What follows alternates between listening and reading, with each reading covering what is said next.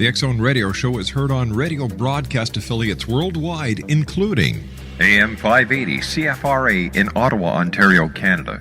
WPUL AM 1590 in Daytona Beach, Florida. KOHI AM 1610 in St. Helens, Oregon. KHRO AM 1150 in El Paso, Texas. And for more information on becoming a professional broadcast affiliate of the X Zone Radio Show, visit www.xzbn.net or call toll-free worldwide 1-800-610-7035.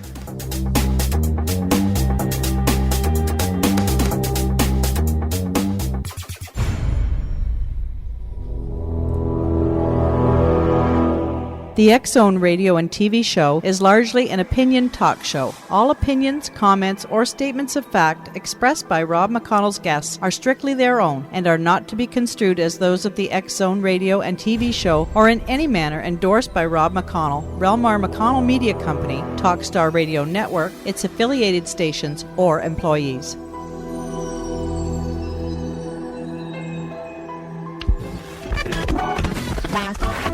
All Hit Radio.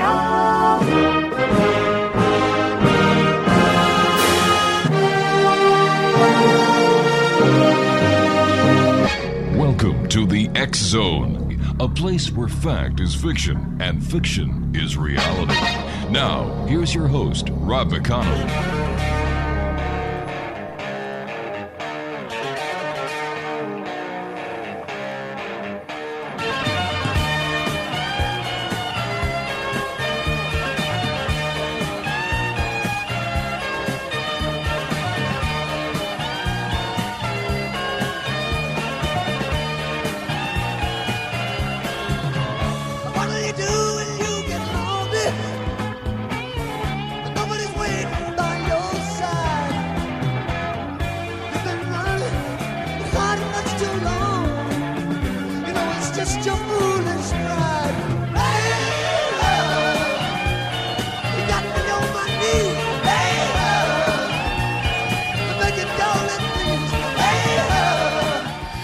Welcome back, X Zone Nation.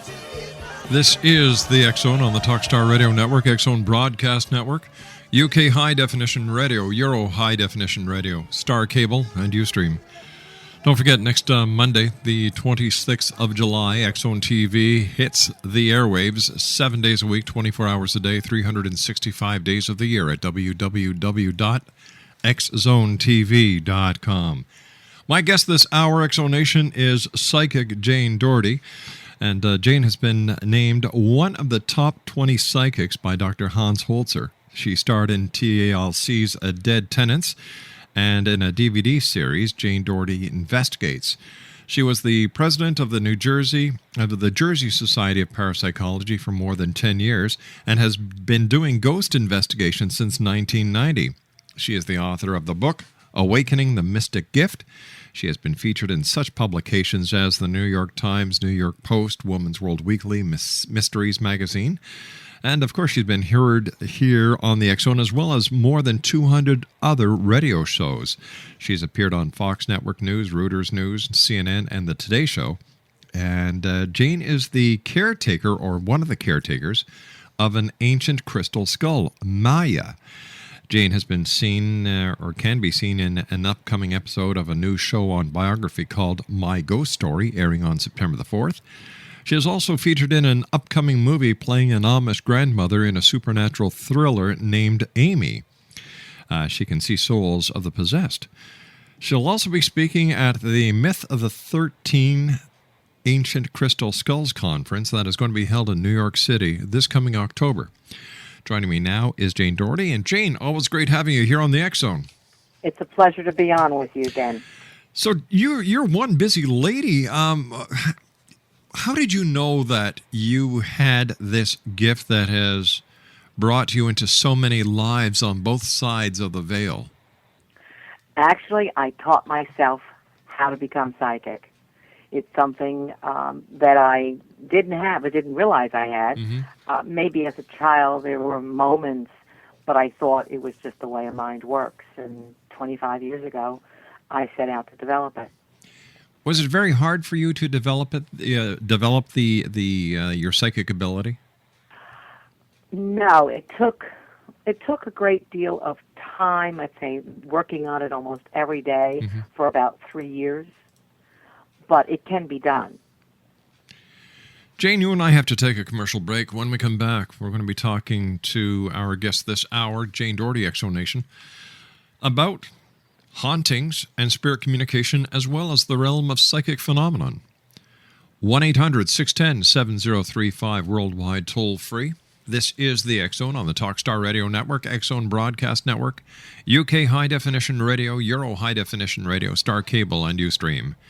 Jane Doherty is our guest this hour. www.janedoherty.com. That's www.janedoherty.com.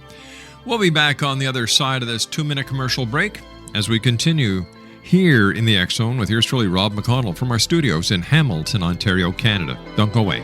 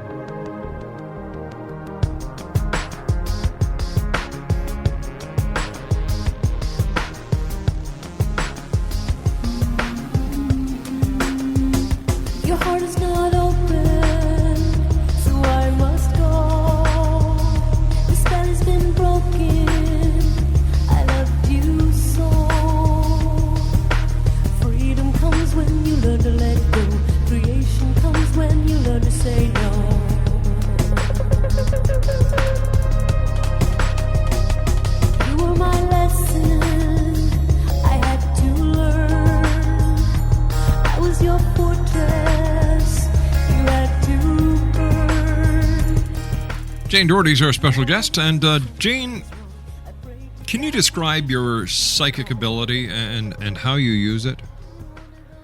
Yes, I consider myself clairvoyant, and I'm also sentient. I get a lot of feelings, and I consider myself a psychic medium, and I do 3 or 4 different things. I'll do readings for the future. I will do spirit communication in seances, and then I also use it in ghost investigations. In your book, Awakening the Mystic Gift, you detail how you became a psychic. Now, you believe it's a natural gift and teach others how to develop the ability. Now, here's my question to you, Jane. What benefits would someone have or would someone gain by trying to develop their psychic abilities? It's an incredible way to develop your own confidence because you have to trust what you receive. It has to do with your confidence in being able to perceive and trust. You also would make better decisions. I'm a Libra, and that we usually can't always make decisions. And once I opened up my ability, it amazes me how I can make decisions now for my own self as well as for others, which was always a problem before. And of course, it gives you a greater awareness, spirituality. And one thing that most people don't know is actually can increase your have better sex as a result of the ability. Hold on here. You have better you have better sex because of your psychic ability. Absolutely. How explain this to me? How does that work? Okay, think of it this way. Because as a psychic, I become more sensitive, which means I'm more sensitive about everything. Oh, okay. And that's exactly what happens to a person. It's a greater awareness, expansion of awareness. So you can't help but have better sex because you're feeling more. All righty. Do you have any quick tips on how to develop your psychic ability? Yes. The number one thing that you have to do is to learn how to relax, and then take that relaxation to a level where you can instantly relax. And it's sharpening your concentration. In order to get into the psychic level of the mind, you have to concentrate. So sharpening that ability will help you to get there. What do you consider to be your most rewarding and accurate prediction? I'd have to say predicting, well, there's actually two, predicting the terrorist attacks on New York and Washington, D.C. I was doing a psychic call-in show, and it was a few days after the USS Cole was attacked. And the radio host asked me if the USS Cole would be attacked again. And I said no. I said, but terrorists are on our soil, and they're going to attack New York City and Washington, D.C. Then what happened is the day after 9/11, I got a telephone call from a client thanking me for saving her life. Wow. A year and a half before, she was without a job, and she had a job offer in New York, and she called to see my psychic impressions of it. And I became very upset. And when she told me the name of the company, and I said, I don't know why I'm saying this, but I'm asking you, please don't take it. I said, for some reason, I see the company collapsing, and I don't know what it means. I just know it's not there anymore. And she listened to me and didn't take the job. That was Cantor Fitzgerald. That's a company. You also do ghost investigating and ghost research. You've been doing this for over 20 years now. And apparently you have a very unusual physical reaction to spirit energy. Can you tell us about that? And what happens to you? Yes. When I am in spirit energy, my stomach expands anywhere from 3 to 5 inches. It's been measured. It's a crazy phenomenon. It's been happening for over 20 years. And it's, you first develop the ability and you're doing readings, and then I was taken into a ghost investigation, and that sensitivity just occurred. So does your stomach expand when you're doing readings for people and a spirit enters the room? Oh, absolutely. If a spirit should enter the room, like in a seance, you're having spirits enter the room. So as that happens, my stomach will expand. I will tell you, I've had a funny experience when I was speaking at a hypnosis convention in New Hampshire, and I was out on the steps talking to a gentleman from California, and without, knowing why at first, my stomach expanded, and I yelped because I wasn't expecting it. And an old gentleman had just walked by, and I followed him, and as I got near him, my stomach would expand, and then I learned he had just been rescued from his house that was flooding as a result of hurricane. So a spirit had to still be around him, and that's why I sensed it.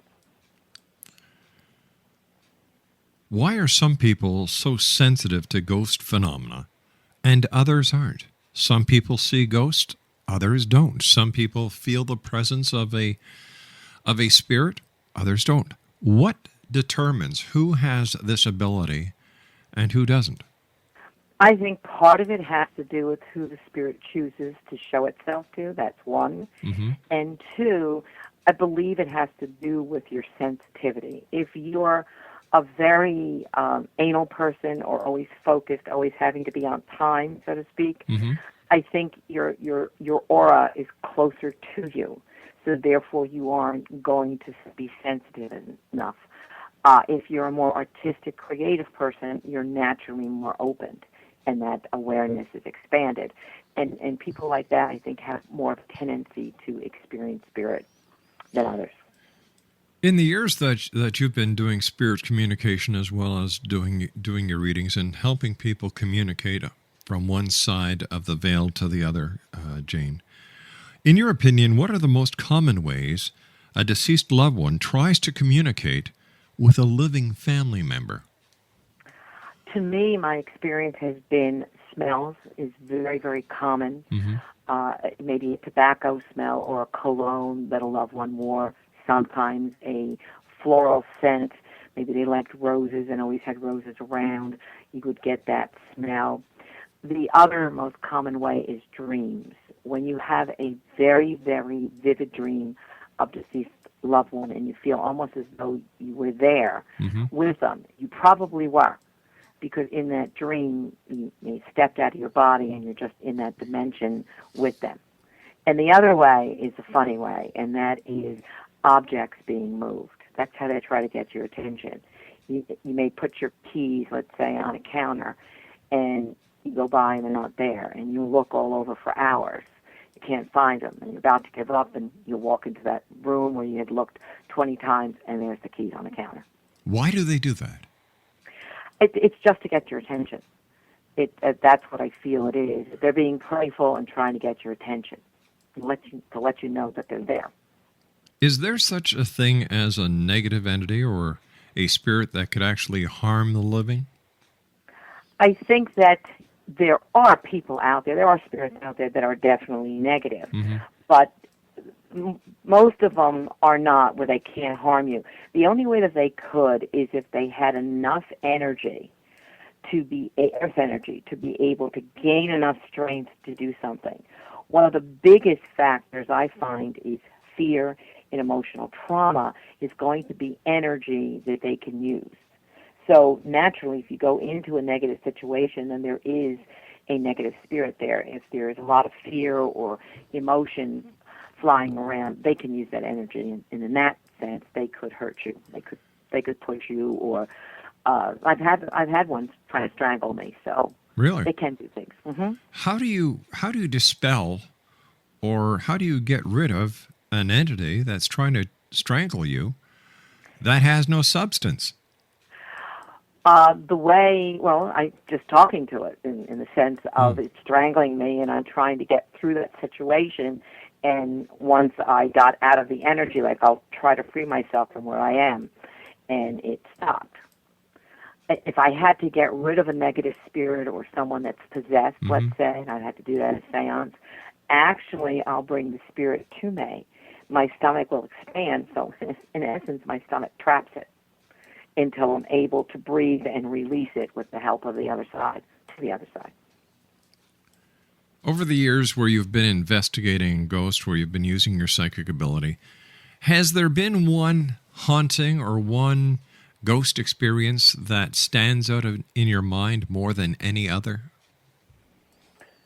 Well, I think the one that, there's a few that really do stand out, and I think that is the investigation at the ghost of the Shades of Death Road in New Jersey, in northwest New Jersey, because that was outside, and we were doing seance at midnight around a lake that was supposedly haunted, and there was a lot of activity, and I felt there was something watching us.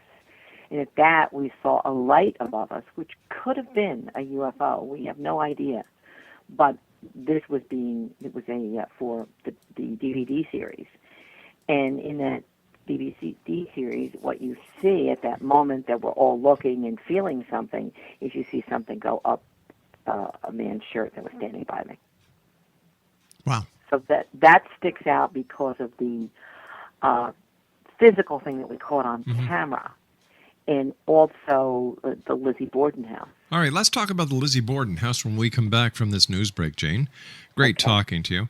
Jane Doherty is our special guest this hour, Exonation, www.janedoherty.com. That's www.janedoherty.com. And we'll be back on the other side of this news break. After all, this is truly a place where people dare to believe and dare to be heard. Monday through Friday from 10 p.m. Eastern until 2 a.m. Eastern. The show is carried on our second network from 2 a.m. until 6 a.m. and on a third network from 6 p.m. until 10 p.m. The X-Zone with yours truly, Rob McConnell, will return from our studios in Hamilton, Ontario, Canada on the other side of this news break with our special guest this hour, Jane Doherty. Don't go away. Creation comes when you learn to say no.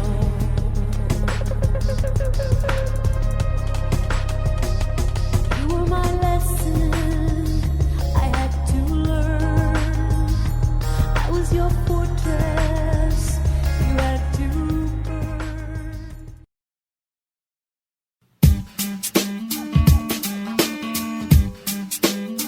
You're listening to the X Zone Radio Show, live and around the world on the Talkstar Radio Network, X Zone Broadcast Network, UK High Definition Radio, Euro High Definition Radio, and Star Cable. Our toll-free telephone number worldwide is 1-800-610-7035. Our email address, xzone@xzoneradiotv.com. On MSN Messenger, xzoneradiotv@hotmail.com. And our website, www.xzoneradiotv.com.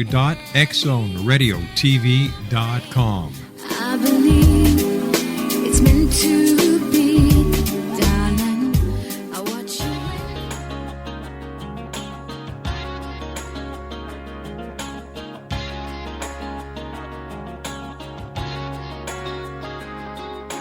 Need I say I love you?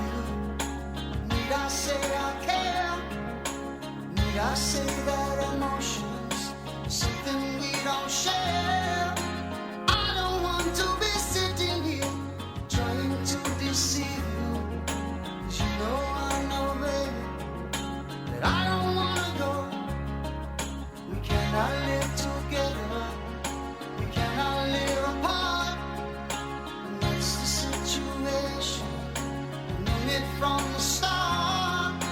Every time that I look at you, well, I can see the future. 'Cause you know, baby, that I don't wanna go.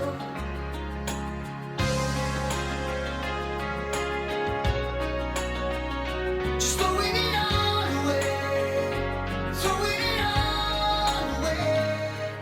Jane Doherty's our special guest explanation, www.janedoherty.com. Jane, before we went to the commercial break, we were talking about you actually doing an investigation at the Lizzie Borden house to determine whether she was innocent or not, going back to the events that happened in that house in 1892, I believe, which was an unsolved murder. What was the outcome of that investigation? Well, it was interesting because before I left to go with it, I started to have a dream of a man, and I had no idea who he was until I got to Lizzie Borden house.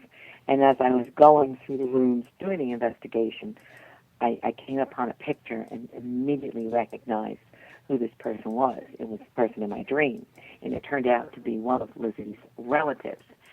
As it proceeded, we did a seance. And in the seance, what happened is Abby Borden, the stepmother, came through me and spoke. And it was not Lizzie who committed the murders. It actually was the original mother's brother, Charlie, who hired a helping hand to commit the deed. And it was blamed on Lizzie. What a lot of people don't realize that in reality, Lizzie was partly retarded. You know, those days, it would be easy to blame her for the murder. She's often heard in the bed and breakfast giggling at the top of those steps near her bedroom and where the stepmother was found dead. And I've captured that in an EVP, which is on my website. You can hear her giggling, and that's what she did when she saw the body of her stepmother. So what happens with this information that you channeled? Does anything get changed? Or is this just, okay, this is the information that was received during a seance, and this should be added to the established record? Yes, it was. There was actually going to be a very huge symposium on Lizzie Borden last summer that I was an invited guest speaker to give my findings, and that's what it was all about. But then the person handling it got ill, and it was canceled. Oh, no. So hopefully in the future they are hoping to put this on in what, they were hoping all the findings from different modalities, from science, from history, from the historian point of view, and from the psychic point of view. I was the invited guest. Tell me, have you ever been frightened during an investigation? Yes, I have. I think probably my most frightening experience happened when I was doing an investigation in Cape May, New Jersey, in Sea Holly Inn, and I was expecting a female spirit, and I was sleeping alone in the house. And instead, the spirit came in bed with me. Uh-oh. And I got really frightened after the second time. The first time I told it to leave and it went away. It came back and I could feel it lie down on the bed next to me, and I got really scared because it was calling a female's name, and I knew it was a man.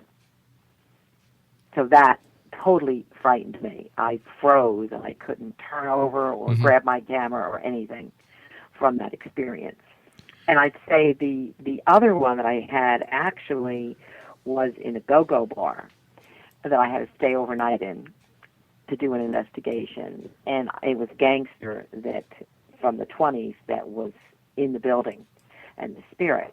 And I was trying to get it to come to me, and I kept telling him, it's okay, I'm not frightened, I'm not frightened. And I could feel it touching my shoulder, and I'm saying this aloud.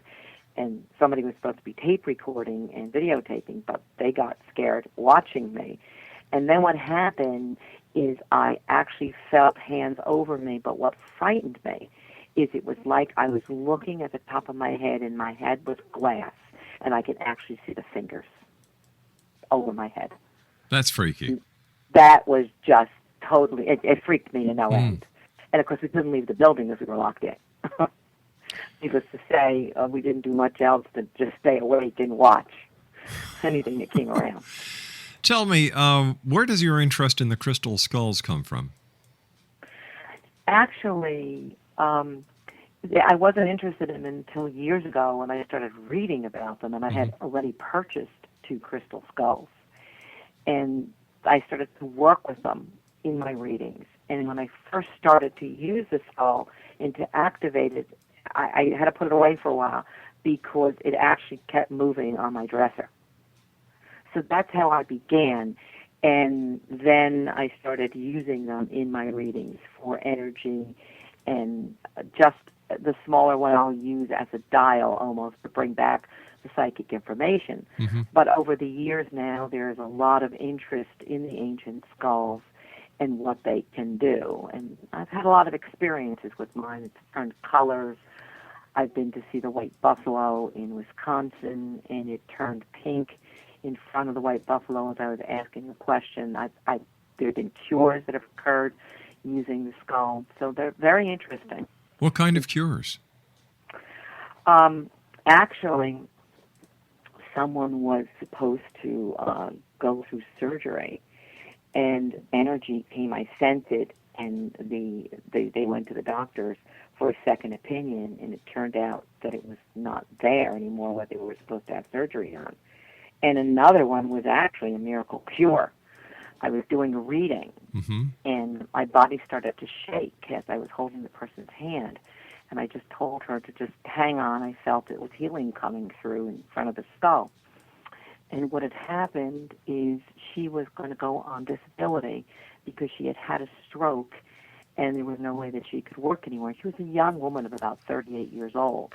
That is young. And the next day she went to the doctor for that final MRI.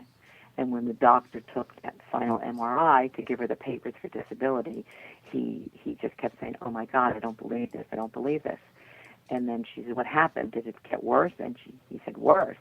He says, "It's not there anymore. There's no evidence that you ever had a tumor and that it caused a stroke." So there's interesting things that go on. It certainly seems like it.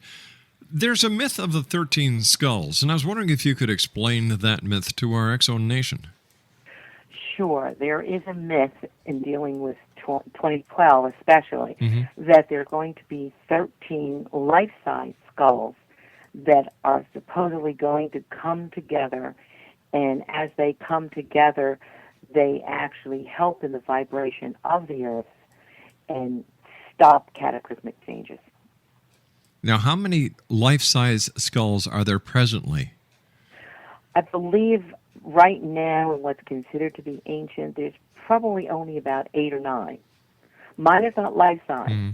Mine is more of the size of a softball, almost like it had been in ritual where you can hold it and put it over people's heads, or in different ways. But what happens, Jane, come December the 21st, 2012, and the other skulls have not been found yet? Good question. There is also some talk about they don't have to be found, that Okay. they could be already buried in certain lines, geometric lines out there. That's a possibility. But again, it's a myth. It's an urban legend that was started. And there's more and more of these crystal skulls coming out. And there are some contemporary ones. And supposedly even the contemporary skulls are also hold energy and vibration. Jane, what is your take on what is going to happen or the myth behind 2012? I don't believe that it's going to be the end of the world as some people believe. I do feel that there are going to be some physical changes to the earth. There are going to be earthquakes, volcanoes. We're in it now, and you can see what's going on in the strange weather patterns in the earth's eruptions and things like this. However, what I do feel is that it's a change in consciousness and a higher vibration. And I feel that it may not happen exactly on December 21st, but I do feel that we are going to have the UFOs from other dimensions, planets, are going to be coming here. I think that's what we have to look forward to without realizing this is what's going on. So do you think there's a definite connection between the crystal skulls and UFOs? Yes, definitely. I feel as though there's some sort of monitoring device. I also think that the vibrations as it's being unleashed also is helping raise vibrations of people around them. So I do feel that they are connected. And they may have been dropped or not even that, but just been around at the time that there were aliens here. What is your belief or what is your opinion of a Ouija board, and are they dangerous? Interesting question, because actually when I was developing my psychic ability, that's one of the first things I did in trying to determine whether I had opened the ability or not, was using a Ouija board. So I have a different view probably than a lot of psychics. I feel the danger is in who you work with it with, and that you can make contact with the spirit world, but you need to know how to work with it. And what people do is they get frightened by what's coming through. They let go of it and put it away. Well, that doesn't do any good because you invited that spirit there. And just closing the board and getting rid of it isn't going to change getting rid of that spirit. You have to be strong enough to command the spirit to leave and not to end the session unless something good comes. Do you think children and teenagers should use a Ouija board? No, I don't think children and teenagers should use a Ouija board because I don't think that they really are going to know how to work it. And it could present some danger in what they could bring, especially if they're drinking in any capacity where they're using it. I have that problem when I go to seances. Sometimes people are, gathered together first to have dinner or whatever, and I walk in and I find people are drinking. I get upset because I can't let them in the circle if they've had more than 2 drinks, because it can attract a negative spirit, and you could get possessed if you're drinking. So how do you protect yourself when you're doing a seance from a negative spirit communicating or trying to enter into you? I will always say a prayer first. I often, before I leave my house, will take the crystal skull above my head and bring in the white light of God in protecting me. And that's always present, these tools of mine, in order to have that protection. And I have a tremendous faith in God. So, therefore, just from that, I've been in situations where I know I've been protected. What is faith? What is the relationship between a person's faith and psychic phenomenon? I think that unless you have a faith in something, I don't care what your religion is, but it's faith in a higher power. If you dabble in this work and you open it up and you don't have pure intentions, you can get yourself into trouble. If you have faith and belief, no matter what you encounter, you will stay strong enough to know that you are protected and not succumb to anything negative. So your So your faith is your protection, your shield against negativity. Gotcha. Absolutely. When somebody comes and sits in front of you and asks for a reading or asks you to communicate with someone who has passed, has there ever been a time in your 20 years doing this, Jane, where the message is so negative, or there's an impending danger that how do you cope with that? Do you tell the person of the impending danger? If I can, I always try to be truthful. Mm-hmm. If I can prevent it by telling them about it, I'm going to be very straightforward and be able to tell them.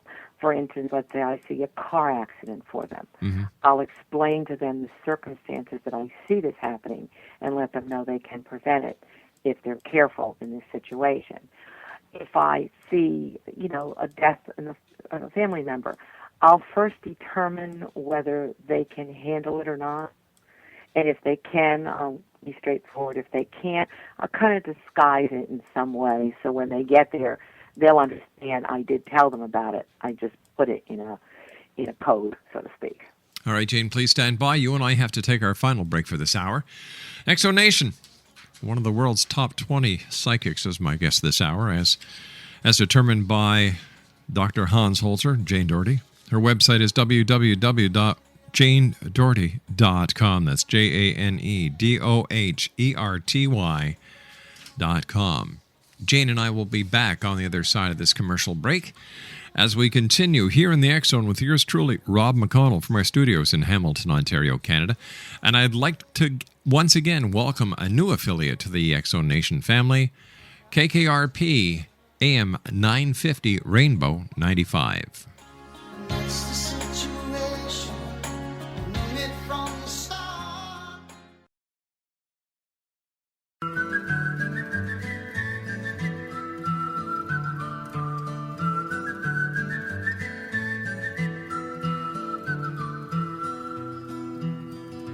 All around old Cape Horn, ships of the line, ships of the morn. Some who wish they'd never been born, they are the ghosts of Cape Horn.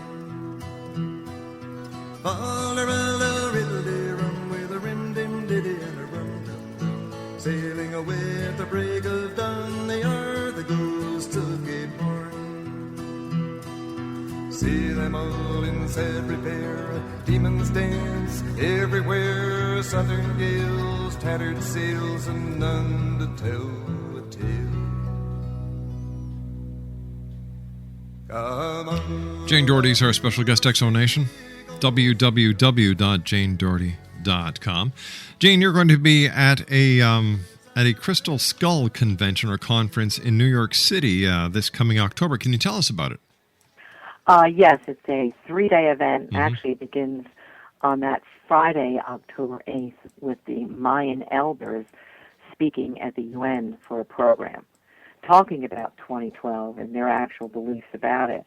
And then on that Saturday and Sunday, the 9th and 10th, there is a lineup of speakers, all with crystal skulls, and archaeologist Stephen Mailer will be there, and some other people like that. And then on that Monday, there's individual sessions with skulls. Are you going to have your crystal skulls available for the public to see at this conference? Yes, I will be there as a speaker, and my skulls will be there, and I'll be doing the program. Whatever happened to the Mitchell Hedges skull? Bill Holman now has it, and it's out there, but from what I hear within the crystal skull community, he's not taking it out like Anna Mitchell's did. So it's not being shown as much. There was quite a controversy about the origins of the Mitchell Hedges crystal skull. And I was wondering if I could just get your thoughts on it. I've never been in its presence, but I've always felt, strange about it, that because there was always so much controversy, you couldn't make out whether it was real or not. Stories changed. So that, to me, was always a possibility. I know recently I've been told, I think Jane Walsh from an anthropologist did work, and it come out and said that it is a fake. Yeah. I don't know. I haven't been in its presence. It still has some sort of power, but whether it was found like it was, it probably wasn't. I know that Stephen Mailer, he feels that the only one that definitively can be said is absolutely ancient is Nick Nazarino's Shana Ra. Yeah. And let me see. Lloyd Pye has a skull that is called the Star Child, and I was wondering if you, even though it's not crystal, but apparently it too has some very unique powers. And I was wondering if you had any knowledge of Star Child, or if you've ever seen it. No, I haven't seen it. I've heard about it, but I haven't seen it. I'm sure there'll be a lot of people who may be bringing their skulls to this convention in October. It's interesting. I definitely feel they're connected to ETs because as a result of him coming into my life, I had a UFO experience. And I also started off with these water rocks and hydrites that come only from Brazil. Yes. And face formed in them. Wow. And then when I got the skull, there was an eyes and a nose, just two eyes and a nose. And when I got the skull, within a month, a smile appeared in the rock. That was probably because of your personality, Jane. Jane, you and I have to say so long for now. I do want to thank you ever so much for joining us. A great pleasure having you back here in the X Zone. And I look forward to the next time when you and I meet. Let's do it before you go to the conference, all right?